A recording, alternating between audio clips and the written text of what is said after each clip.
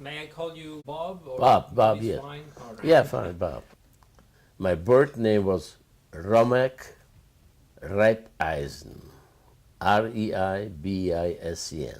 My present name is Bob Mendler, Mendler. Well, the reason I changed my name was a simple thing. When I become American citizen, the judge which present me with my citizen paper before, he couldn't pronounce the name Reipeisen. So he said to me, why don't you take your mother's maiden name? My mother's maiden name was Mendler. It would be so much easier for you later on. I said, okay, so I'll take Mendler. My parents, they were business people. My father, he owned candy factory. He used to manufacture candy, hard candy, chocolate candy, all kind of candies, everything sweets. And my mom, again, she had a soda water factory. Used to manufacture seltzer water, in soft drinks. This kind of business we had. In my family also, there were 3 siblings. My older brother, his name was Genek, and my younger sister, Henya. I was the middle child. Life in Poland, in my hometown, it wasn't so bad. The anti-Semitism was always very strong in Poland before the war. But in the town where I live, it wasn't so bad. There were always Jews, they were always the scapegoats. Anything happened in the country, everything Jews, they were responsible. We were responsible always what happened. My hometown was Nowy-Targ, capital Nowy dash capital Targ. My town was located not too far from the Tatra Mountains. My town was like a resort town. My ancestors, they lived there for maybe 600 years, maybe longer, who knows, And I, myself, when I was growing up, my house was my parents, they were very religious people. I used to get up in the morning, early in the morning, go to synagogue with my dad. My father was a Bobov Hasid, was a small town, Bobov. And the rabbi of the town, they call him Bobov Hasid. Every rabbi had his followers. So my father, my grandfather, my great-grandfather, they all were Hasidim, they all followed this rabbi. And when I was growing up, when I started to walk, when I started to talk, I went to Cheder. I was 3 years old. I went to Jewish school, Cheder. Wasn't really school, it was a fellow used to be a teacher, Jewish faith, Jewish religion. So I used to go to his class.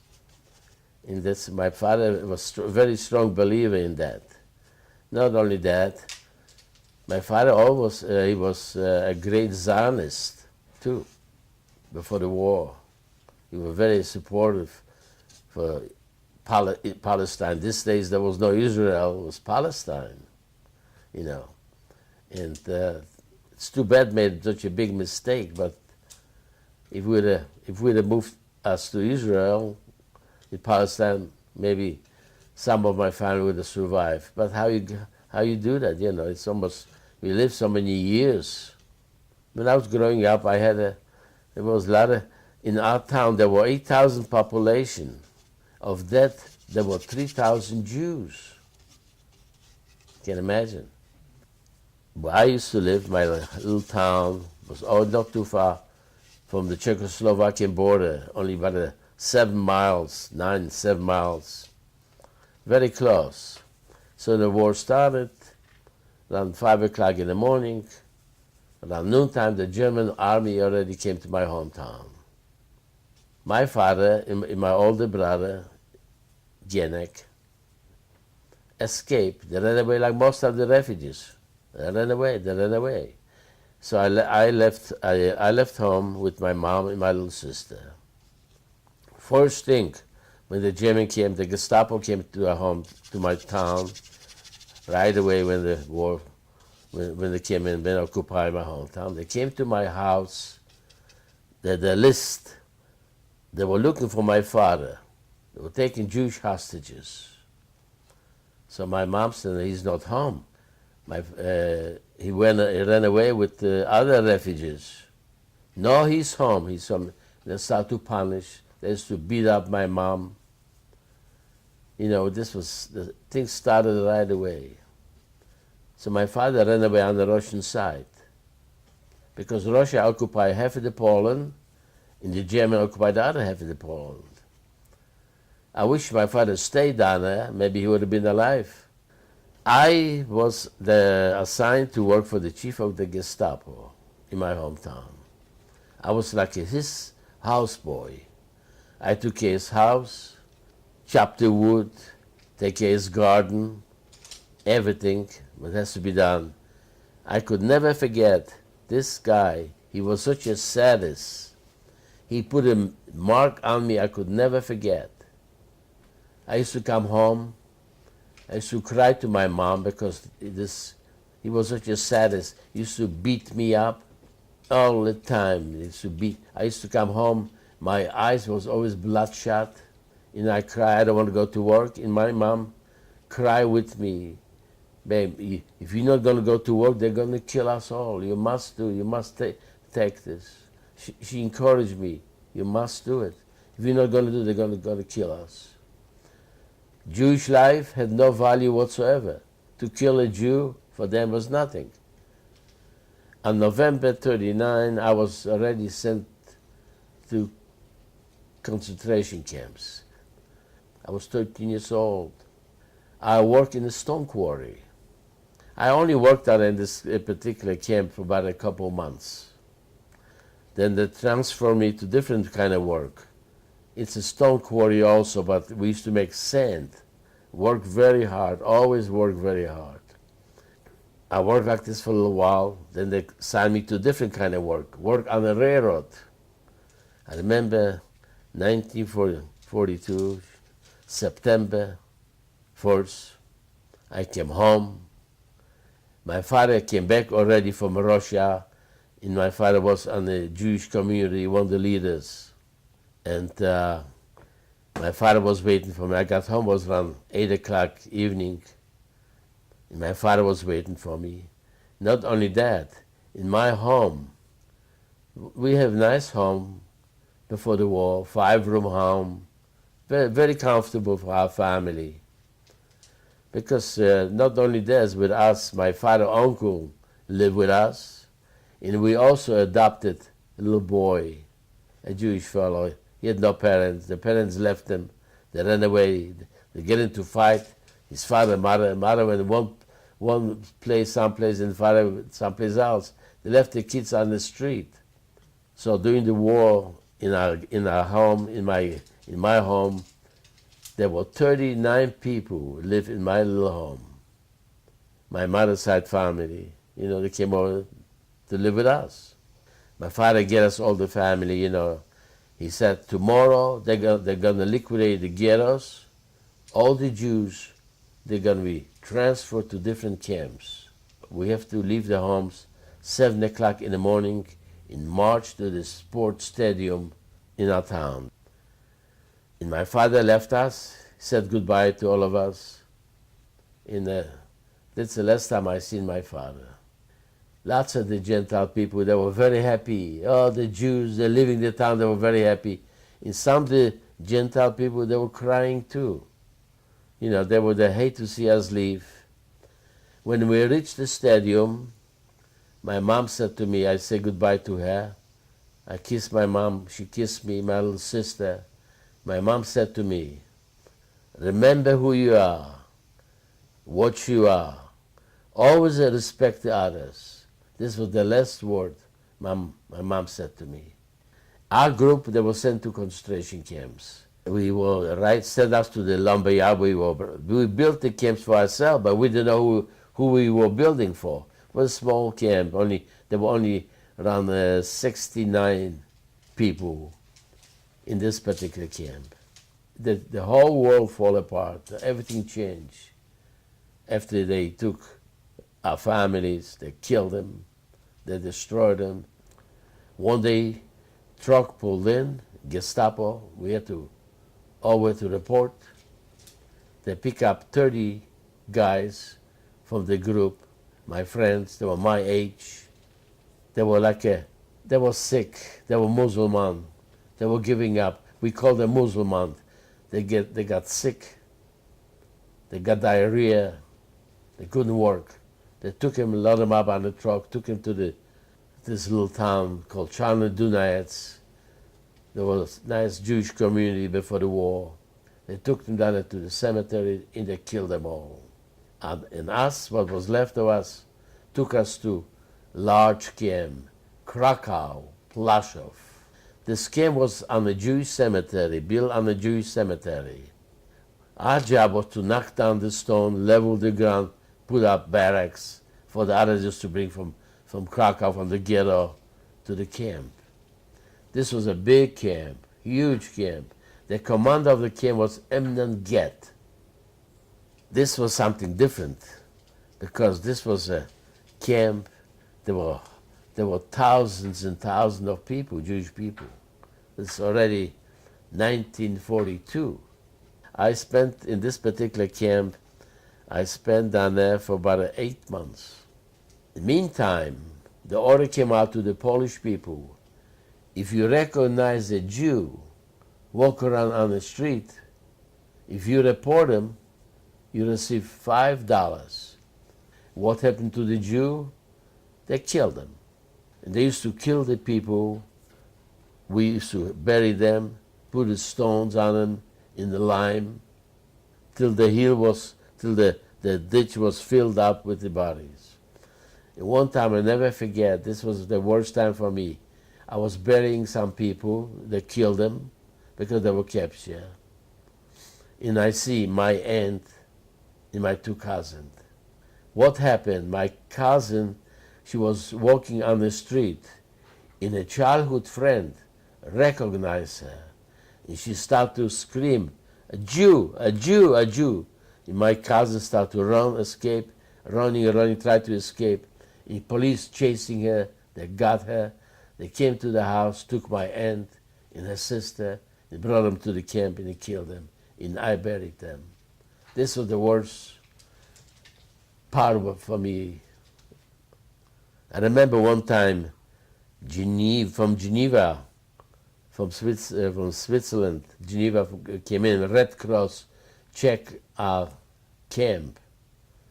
We cleaned up the camp. It was beautiful, nice and clean. They gave us good food. Himmler came in with a group from the Red Cross from Geneva and check over, ask us all kind of questions. We had to answer different way. After they left, this was a terrible thing. When after they left, they gave us good food, so we paid the price. They were starving us, they were beating us to death. The liquidator came, sent us to Auschwitz. I came to Auschwitz in 1943. I came to Auschwitz, I came to Birkenau. Auschwitz, there are 3 different camps in Auschwitz. It was named after the town. In Polish they call Oświęcim, but in German called Auschwitz. They have 3 different camps down there. Birkenau, Auschwitz, the war camp, in Buna. Buna was run by IG Farben Corporation. I spent about 9 months in Birkenau, where they have the gas chambers and so forth. When we arrived, the transport always arrived at night. They kept us whole night. We traveled in boxcars, like to hold the animals. 5 o'clock in the morning, they open up the doors from the train. Alle raus, everybody else. The SS guard with the cane and the whips. And I seen people running around with the blue and white stripes uniform, wooden shoes, the blue, the hat. They called them Mitze. Alle raus, in the People will run like stampede, jumping on top of each other. Nobody want to get hit with a cane or a whip for selection. Right away they start on the thing, young people from 13 to 50 on the right side, women, children, and others on the left side for selection. The other people, they didn't bother selection. They took him right away to the gas chamber. I never heard about that. So I asked this guy, what, and I see big chimney, smoke coming out, smell, in a fire right next to big chimneys. And I see this fellow, ask him, what kind of factory is this? He said to me, you see that? You see the chimney down there? You go in, then you come out through the chimney. I didn't know what he meant. I learned very fast. I was 15 years old then, and for selection by Dr. Mendler. I never heard about Dr. Mendler. The other camps used to kill you, they buried you, they shot you, they hanged you. They did all kind of, like in Plaszow, the huge camp. They used to kill us, they used to kill you with guns. He looked me over, he goes with the fingers, rechts, links, means right, left. He looked you over, I went to by him, he looked me, he said, rechts. I got so excited, all the people, all the SS car with the canes and the whip, so instead of go left, I ran to the right. So one SS ran after me with the whip and hit me in the back, you know, in the shirt. I didn't have no shirt on my body. You're supposed to go to the right. He saved my life. Later on, because I seen the people on the left side that were going to the gas chambers, crematorium. So everything was settled. There were 3,000 of us who were staying in the line to get the numbers. Some have numbers here. I'm sure you come across. Some have numbers here, like I have here. We're waiting to get the numbers. In one the SS car used to walk around the cane, the whip used to punishing us, beating us, stuff like that. One assessman passed me by, he bumped me. He said to me, hey, you step on my toes. I said, I did not. He said, on your knee. I had to bend down on my knee. He had a cane. He gave me 25 on my back. But God forbid, if I would cry, I wouldn't be here today. And I came over to the United States. We left Germany, it was on Pesach. They gave us matzahs, and wine. We came on a transport ship. They used to bring the American GIs to Europe, and on the way back they brought the refugees, displaced person. They call us DP. And 3 days before we landed in Boston, I'm going for my ration and going the steps down, and I always keep my eyes open. There were 3,000 of us on the ship, displaced person, DP. And I'm going down for my food. And there was other staircase going up. People go with the food you eat upstairs. Going down, and I recognize the chief of Gestapo. I worked for him. My first job. He was coming to the United States, and I couldn't reach him. All these years I was in camp. I lost my faith. I couldn't believe it. Where's the God? Where's the God? You know. But I always ask, is such a thing a God? I want you to let me through life, to live. I want to find this guy. Like he put a mark on me I could never forget. My mom, how she cried with me. It bothers me today. You know, I talk about that. And I could never forget that. Coming to the United States, was on my boat. And I started to scream, a Gestapo, a chief Gestapo. I couldn't reach him. That's all that's all they have to heard. Guys like myself, Gestapo. They jump on and they were tearing me apart. But in the meantime, you know, the police on the ship came in and saved them, put them in quarantine, saved them. We demanded to dump him in the ocean. We the one on the ship, Gestapo. He didn't want to give him up because this is a kangaroo court. You can't do that. You know, not the United States. In Europe, yes, probably. So what happened? were mutinied. And the captain didn't know what to do. He called up his headquarters. He had trouble on the ship, this and that. So next day, it was middle in the ocean. A Coast Guard ship, American ship, comes in, pulls in next to my ship, pick me up. There was another guy from Tarnów, which I didn't know him. He recognized him. He was the chief of Gestapo in his hometown.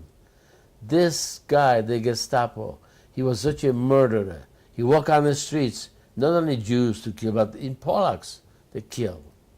So they put him they took us to Boston. We came to Boston before the others. My other friends that were still on the ship, and I was already in Boston before them. So they kept me. I spent 6 days in Boston, with trial. He was denying, and we were accusing him. Everything was by radio. Everything was in our language, in Polish or German. So I said to him, if you don't believe me, send a radio picture of him to my hometown. No, I said, it's a good idea. They said, okay, so they're going to send. They send a radio picture to my hometown. In the picture of him, and the answer came back. The Polish government was looking for him. He was only one worse criminal. So they wrap him up, send him back to Poland. They put a name on me here, and they sent me to New York. And my cousin was waiting for him because I didn't know the language. You know, I came to New York. The conductor was with me. You know, and my family was waiting for me. And I stayed in New York for a little bit. Then I came here to Latrobe. So I wrote a letter to my hometown, to the George. I knew him very well because he used to come every day to my home, the George. He was a very good friend of our family. He used to drink the soda water, the seltzer water, you know. And I wrote him, I wouldn't know. They brought him back. I told him what's all about it. So I got a letter from him. Yes, they brought him back. He did a short trial, and they hang him right in the square. From that moment on, I thought to myself, maybe there is a God. What happened to me? You know, my prayers, my prayers were answered. But today I'm not a religious person like I was brought up. You know, I observe my holidays like everybody, like every Jew. You know, as far as like that. But I cannot be like my father was, or like my grandparents. You know. I'm going to show you the painting, so you can let me know what you think about the painting, okay? Okay. All right. Joe? We're still on record, so you can... Oh, my goodness sake. Perfect. Oh, that's beautiful. Oh, my. That's very good. That's very, very nice. Very good. Thank you. Look at the face. It's like, it's perfect. It's beautiful.